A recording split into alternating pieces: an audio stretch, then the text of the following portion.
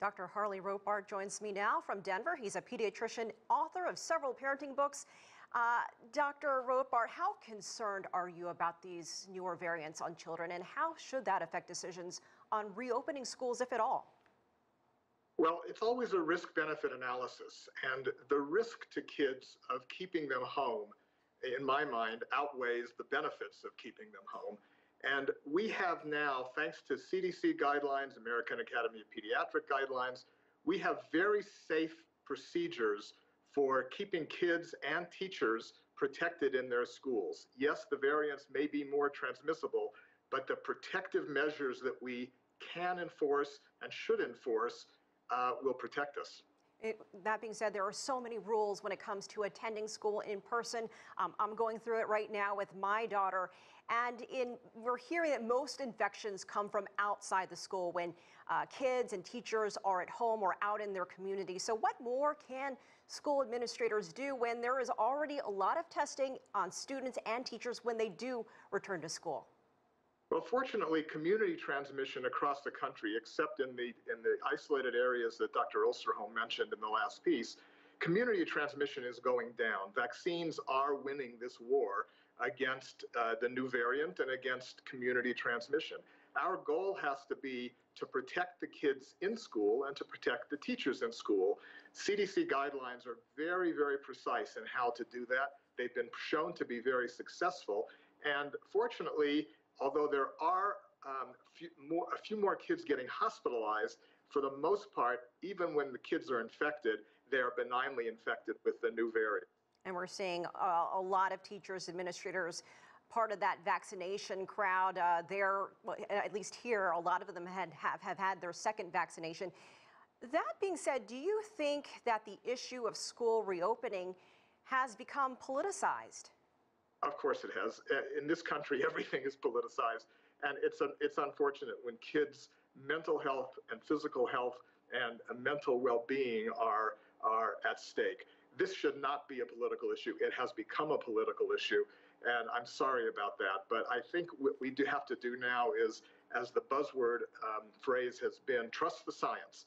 And the science is that it's safe for kids to go back to school for in-person learning. Hybrid education provides an alternative to that. But as far back as May of 2020, more than almost a year ago, the American Academy of Pediatrics stressed the importance of kids in school for their physical and mental well-being. And I think that we have to put politics aside and put the kids at the forefront of our priority list. And there's still, even now, reluctance to send kids back to school with this new guideline. Last week, Pfizer announced that its vaccine is 100% effective in young teenagers. What would you say is a timeline for getting them and then even younger kids vaccinated? Do you think that will mark a major breakthrough in this pandemic? I think it will, and I'm very grateful to have heard about those results. And I believe that right now that the challenge is going to be getting in line.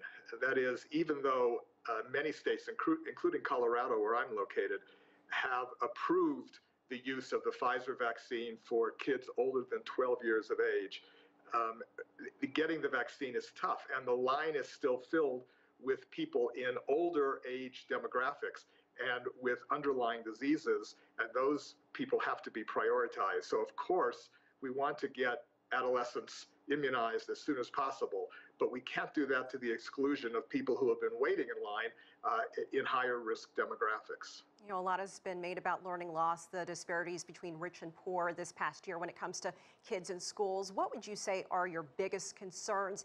Do you think we'll see an entire generation of kids suffer long and short-term impacts when it comes to their knowledge? And how would you advise your kids, your grandkids, and friends, if there's one thing you could tell school administrators and people making the decisions when it comes to opening schools, what would you say?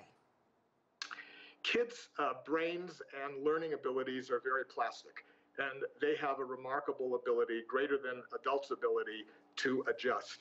But this has been has had a devastating impact on kids, and particularly, as you noted, an inequitable impact on underprivileged kids and kids at highest risk. It's time for all kids to be back in school. we can do it safely.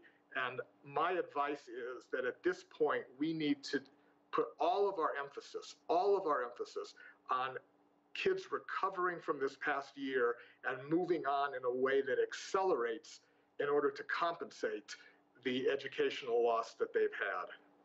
Great advice. Pediatrician and author Dr. Harley Rotbart, thank you so much for all of your take on all of this. We appreciate your time.